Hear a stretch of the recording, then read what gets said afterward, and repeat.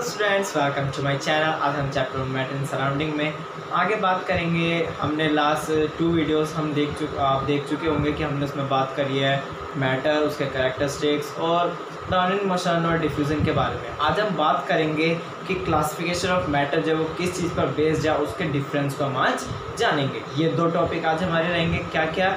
सबसे पहले classification of matter based upon, यानी किस चीज़ के ऊपर बेस्ड है, और सेकंड हमारा डिपेंड रहेगा डिफरेंस बिटवीन मैटर्स, यानी सॉलिड, लिक्विड और गैस में क्या difference, in states of matter में क्या डिफरेंस है। तो सबसे पहले जान लेते हैं जो क्लासिफिकेशन है मैटर का वो किस चीज़ पर बेस्ड है। इसका जो क्लासिफिकेशन है वो 3 चीज़ पर बेस किया गया है, यानी 3 चीज़ के ऊपर डिपेंड करता है। सबसे पहले पार्टिकल्स की अरेंजमेंट पर, यानी पार्टिकल्स कैसे अरेंज है। अगर पार्टिकल्स बहुत ज़्यादा पास रखे गए हैं, यानी उनके बीच में स्पेस जो कम है, first particle, second particle and third particle, space उनके बीच में मतलब आने की बहुत कम प्रोबेबिलिटी है, बहुत कम आशंका है, जिसकी वजह से ये जो पार्टिकल्स का अरेंजमेंट है बहुत ज़्यादा पास हो गया, और पास होने की वजह से वो सॉलिड में आ जाता है। लेकिन वहीं अगर ये पार्टिकल्स थोड़े से दूर हो जाते हैं तो ये चीज़ लिक्विड में आ जाती है, और यही पार्टिकल अगर बहुत दूर हो जाते हैं देन ये कम आ जाती है गैस में। तो ये तो वही इनके अरेंजमेंट के ऊपर। नाउ सेकंड किस चीज़ के ऊपर किसके ऊपर डिपेंड करता है, that is energy of particles, यानी जो सॉलिड के पार्टिकल्स की एनर्जी बहुत कम है, जिसकी वजह से वो एक जगह आपस में चिपक के रह जाते हैं। लिक्विड्स के थोड़े दूर रहते हैं, यानी एनर्जी थोड़ी ज़्यादा है, लेकिन गैस के इतने दूर रहते हैं कि इनकी एनर्जी इतनी ज़्यादा है कि वो पास में रहना पसंद करते ही नहीं हैं। नाउ थर्ड क्या है टॉपिक जिसके ऊपर इनका जो क्लासिफिकेशन वो डिपेंड करता है, वो है डिस्टेंस बिटवीन पार्टिकल्स, यानी जो सॉलिड के पार्टिकल्स के बीच में डिस्टेंस वो बहुत कम है, लिक्विड में थोड़ा ज़्यादा और गैस में और भी ज़्यादा है। इन चीज़ों को ध्यान में रखते हुए 3 तरीके के मैटर बने गए, that is solid, liquid and gas, जिनको मैंने आपको एग्जांपल के साथ साथ समझाया। तो ये चीज़ तो बात हुई हमारे क्लासिफिकेशन की।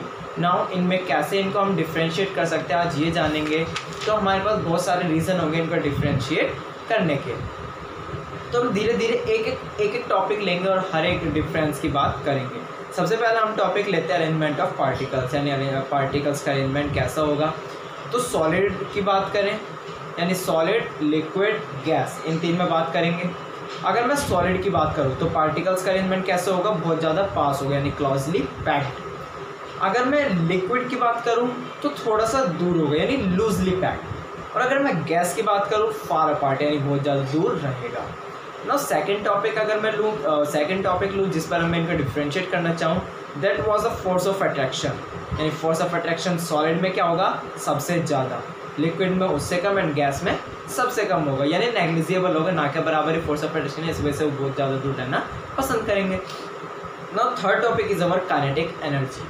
अब काइनेटिक एनर्जी हम देखें सॉलिड में अगर होती तो पास में रहते नहीं, क्योंकि काइनेटिक एनर्जी क्या है, कोई चीज़ अगर मूव करती है, यानी मोशन में क्या काइनेटिक एनर्जी होगी, जब तक मोशन नहीं होगा तब तक काइनेटिक एनर्जी नहीं होगी। और सॉलिड पार्टिकल्स अगर मोशन को शो नहीं करेंगे तो उनकी काइनेटिक एनर्जी नहीं है, जिसकी वजह से काइनेटिक एनर्जी जो सॉलिड है उनमें सबसे कम होती है, उसके बाद हमारी लिक्विड में आती है और फिर गैस में सबसे ज़्यादा होती है। Now next topic is our shape. अगर शेप देखें सॉलिड का, सॉलिड की शेप देखें वो हमेशा फिक्स रहती है, कभी भी चेंज नहीं होगी, मैं कहीं पे भी रख दूँ तो वो हमारी क्या है, फिक्स रहेगी। लेकिन अगर मैं वहीं लिक्विड की शेप देखूँ, मैं जिस चीज़ में डालूंगा वैसी शेप ले लेगी। अगर मैं एक बॉक्स में पानी को डालता हूँ तो बॉक्स शेप का हो जाएगा, और मैं उसको सिलेंड्रिकल चीज़ में डालता हूँ तो सिलेंड्रिकल शेप का हो जाएगा। लेकिन गैस भी सेम है, गैस की भी कोई शेप नहीं होती, उसको मैं जिस कंटेनर में डालूंगा उस कंटेनर की वो शेप ले लेगा। लेकिन अब मैं बात करूँ वॉल्यूम, यानी वो जितनी जगह ले रहे हर जगह वो उतनी जगह लेंगे। सॉलिड मैंने रखा, अब वो सॉलिड यहाँ पर भी उतनी जगह लेगा और यहाँ पर भी उतनी ही जगह लेगा। लिक्विड इस ग्लास में भी उतना ही आएगा, अब मैं इसको कहीं और पलट देता हूँ तो वहाँ पे भी उतना ही रहेगा। लेकिन गैस को अगर मैं इतने में पैक करता हूँ, उसको फिर इतने बड़े कंटेनर में डालता हूँ तो वो इतनी जगह लेगा। यानी जो सॉलिड की वॉल्यूम है वो डेफिनेट है, लिक्विड की भी डेफिनेट है, लेकिन जो गैस की वॉल्यूम है वो इनडेफिनेट है, यानी वो चेंज होती रहेगी according to container. Now next है डेंसिटी, यानी डेंसिटी सबसे पहले होती है। डेंसिटी होती क्या, हम इसकी बात कर लेते हैं। डेंसिटी होते हैं मास अपॉन वॉल्यूम, यानी कोई भी चीज़ 1 मीटर क्यूब में देखा जाए तो उसका कितना मास है वो हमारी डेंसिटी कहलाती है। तो जो डेंसिटी अगर हम देखें सॉलिड की, वो क्या होगी, ज़्यादा होगी, कम होगी, कितनी होगी, सबसे ज़्यादा होगी, क्यों होगी? क्योंकि उसके पार्टिकल्स छोटी सी जगह में ही बहुत सारे आ जाता है, यानी 1 मीटर क्यूब में उसका मास ज़्यादा होगा, और अगर मास ज़्यादा होगा तो क्या होगा? उसकी डेंसिटी ज़्यादा होगी। तो सॉलिड की डेंसिटी सबसे ज़्यादा होती है। तो लिक्विड की बात करें, उसके पार्टिकल्स थोड़े से दूर होंगे। 1 मीटर क्यूब में अगर देखें तो सॉलिड के कंपेयर में उसके पार्टिकल्स कम आएंगे, यानी मास कम होगा, तो इसकी जो डेंसिटी होगी वो सॉलिड के कंपैरिजन में कम होगी। और अगर मैं गैस की बात करूँ तो वहाँ पे उससे भी ज़्यादा कम होगी, क्योंकि पार्टिकल्स और भी ज़्यादा दूर होंगे। नाउ नेक्स्ट टॉपिक लेते हैं डिफ्यूज़न। सॉलिड्स में डिफ्यूज़न होगा ही नहीं, क्योंकि वहाँ पर इस पार्टिकल्स के बीच में स्पेस नहीं होता, लेकिन लिक्विड में डिफ्यूज़न होता है, आसानी से होगा।